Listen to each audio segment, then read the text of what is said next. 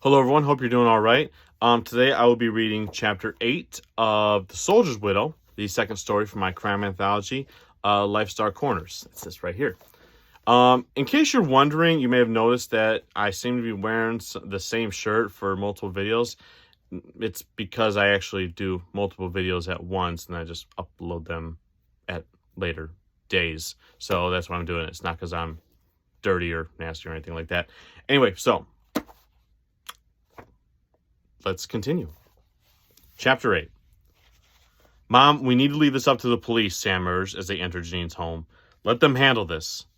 Janine walked right past her son and straight to the gun cabinet. She ignored his pleas as she took the carbine and the M16 out and placed them on the kitchen table. Then she went back to grab some boxes of ammunition. Sam silently stared at her like she was crazy as she inspected both firearms and then loaded them. The way she moved was almost mechanical, devoid of emotion. In her eyes was a look of determination. What are you planning? Sam asked. Janine looked up at him sternly. Your father always told me that he would protect me whenever he was around. But he also said there would be times when he wasn't, and I had to rely on myself. Well, your father's gone, Sammy, so that means we are on our own. She waved her palm across the guns. Thankfully, he left us with the tools we need to protect ourselves. That man's coming back, I know it, and I will be ready for him. I won't let him come after me and risk putting the family in danger again. I will wait right here for him.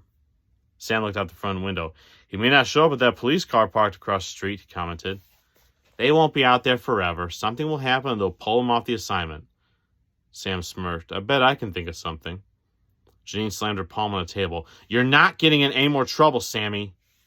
Sam turned to his mother. I'm already partly responsible for what's going on. I should have done something about Lee and Brandon when they first told me they were planning to kill somebody. Maybe none of this would have happened, but I was too selfish to think straight. She got up and hugged her son. You saved my life today, and I'm ashamed to admit that I had thought you may have been involved in this. None of this is your fault, son. Robert may have some explaining to do when this is over, but right now I need you to leave. Suddenly an idea popped into Sam's head, and he had no time to waste. Okay, Mom. He kissed her on the cheek and walked out the door. 5 minutes later, Sam walked into Gerald's convenience store and went straight for the counter where the old man was working. Gerald beamed as he saw his favorite of Janine's kids approaching. Sammy, how you been? He asked cheerfully. I'm sorry, Jerry, but this isn't a social call, Sam said apologetically. I need your help. My mom's in trouble. Whatever I can do, I'll do. Gerald's demeanor became more serious. The thought that something might be wrong with Janine worried him. I need you to call the cops on me. Gerald raised an eyebrow. What? I need you to call the cops on me. Tell them that I came in here asking for money and you wouldn't give me any, so we had a fight, I broke something and ran off. Sammy, I don't understand. Jerry, my mom needs your help. I know you care about her. Please, just do this. Gerald sighed. Okay. The two started to fake argue in front of the security camera. Sam pretended to get more and more agitated by flailing his arms and screwing his face into a mask of rage. Eventually, he turned and knocked a few items off the counter before storming out and breaking a window as he left. Sorry, Jerry, he called from the outside. I'll make sure to pay for that.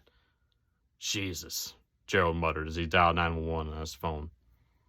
From her living room, Janine heard the sound of tires squealing as she rose from her armchair.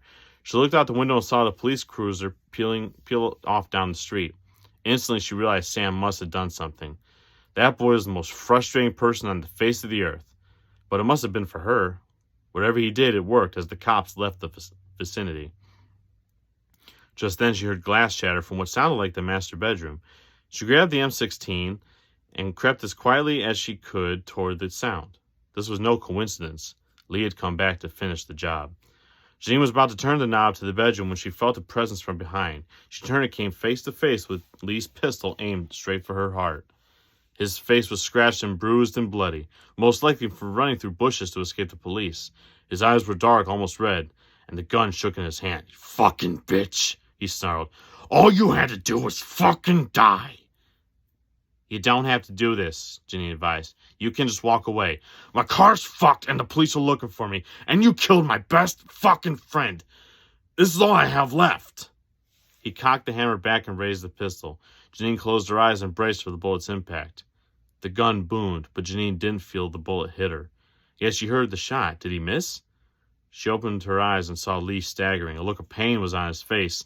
There was another shot and his body lurched forward a step. He spun around and Janine saw the two holes in his back.